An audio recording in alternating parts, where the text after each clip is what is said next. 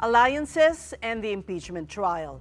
It's shaping up to be an interesting Senate for the 20th Congress, and let's talk to one member who has revealed which camp he's on. Welcome to the big story, Senator Bato de la Rosa.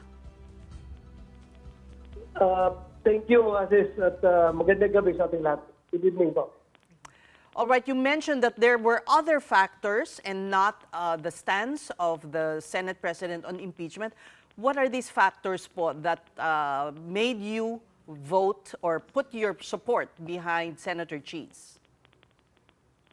The brand of leadership that he brings to the table, so far, so good. Majority of us are satisfied with how he handles the Senate leadership. So wala kami nakitang problema. So why fix if it's broken? So it's better for him to continue with the Senate presidency. Pero sinuyo din po kayo ng kampo ni Senator Tito Sotto. Yes, may mga failures, may mga kumausap sa amin. But at the end of the day, kami lang rin mag-decide for ourselves. Nabanggit niyo, Senator Bato, na kayo pumirma sa isang manifesto. Is this a physical piece of paper? Kasi nabanggit niyo rin that you don't know if others have signed it. So meron talagang umiikot na papel. Yeah, meron papel. At pumirma na ako. Pumirma na ako sa papel. So hindi niyo nakita sino pang ibang nakapirma? Hindi ko na sinilip. Basta yung signature ko na lang ang aking ginawa doon. Okay. Hindi ko na inalam kung sino yung ibang pumirma. Well, Senator, there were also talks of a third force or yung dark horse na sinasabi. May dark horse nga po ba talaga, Senator? Or is it just between Cheese Escudero and Tito Sotto right now for the Senate presidency? So far, yun ang emerging contenders, silang dalawa. I don't know kung meron pa bang ibang magpapahayag ng kanilang kagustuhan. Now let's go to the impeachment trial, Senator, which is expected to begin on the 29th.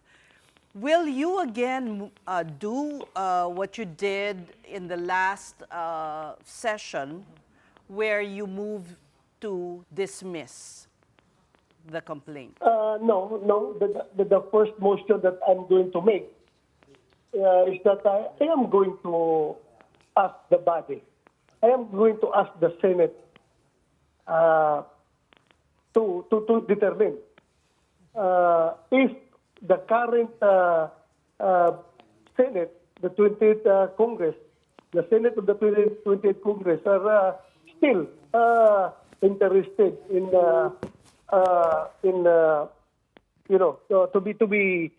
to be bound by the actions that were made by the 19th Congress, by its predecessor. So yan ang itatanong ko, so that the issue on jurisdiction can be settled right away. Because tinanong ng impeachment court, yung House of Representatives 28th Congress, if they are willing to be bound by the actions of their predecessors. So why not ask also the Senate of the 28th Congress the same question? So yan lang ang gusto ko rin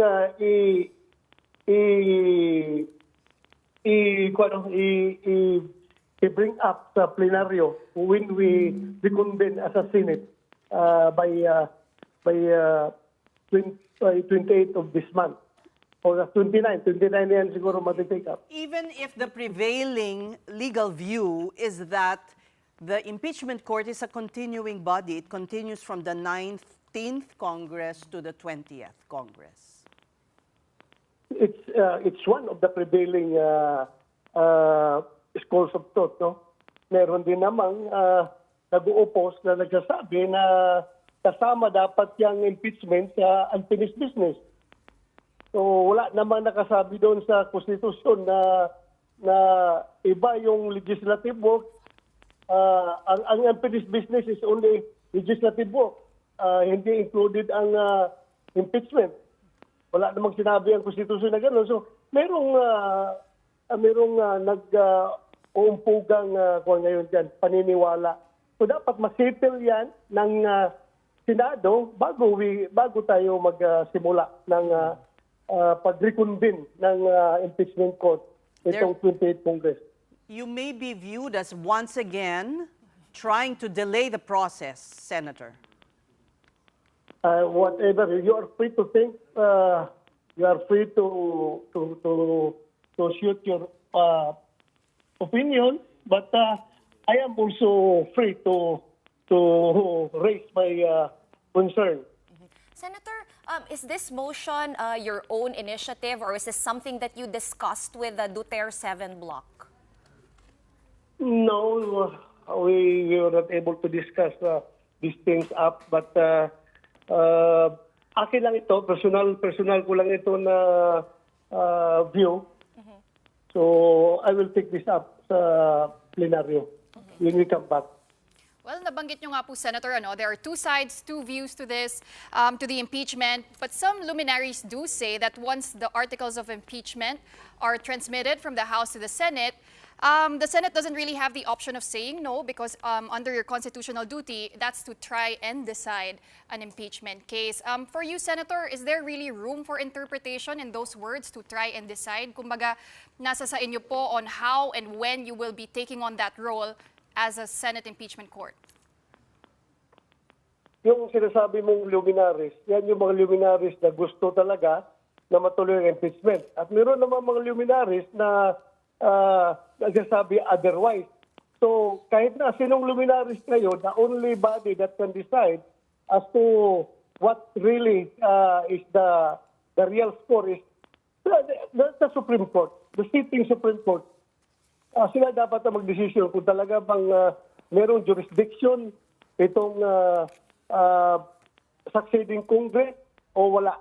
So, ang Supreme Court lang po ang makapag-desisyon yan. Not even former Supreme Court na justices. Yung present na Supreme Court. How about the move to outright dismiss the articles of impeachment? Are you abandoning that? Well, andyan yan. Hindi pa totally abandoned. But yun nga,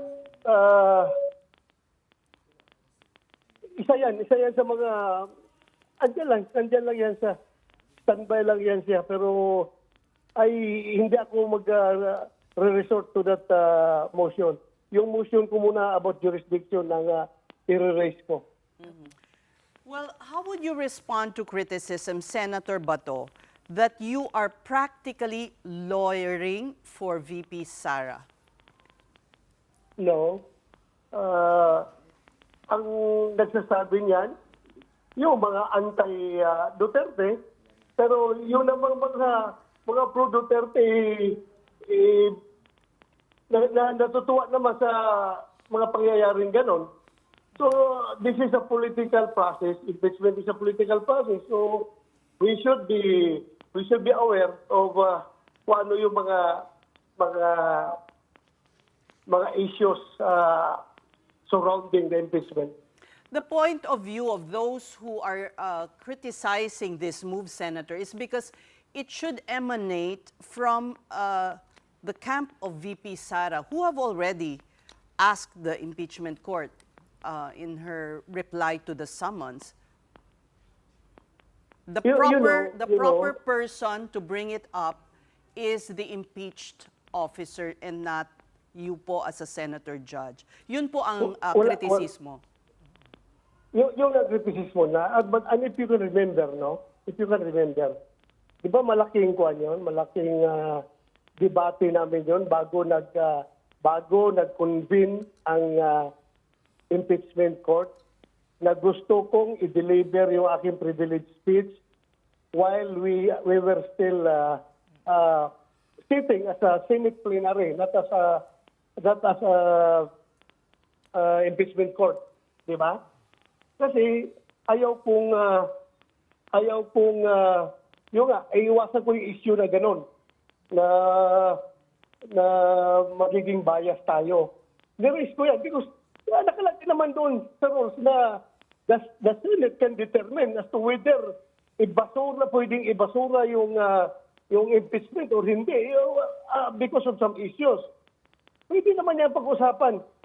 If you can remember, may mga precedents na yan na hindi tinalaka yung impeachment kahit na nakarating yung impeachment, yung articles of impeachment ay hindi pa rin tinalakay. So, may mga precedents na yan. And the Senate, as an impeachment court, can decide on matters within their jurisdiction. Bakit? The impeachment court, jurisdiction nila yan kung i-dismiss nila o hindi ang kaso, i-convict nila or hindi na i-convict yung akusado. Nasa jurisdiction niya ng court, sa court.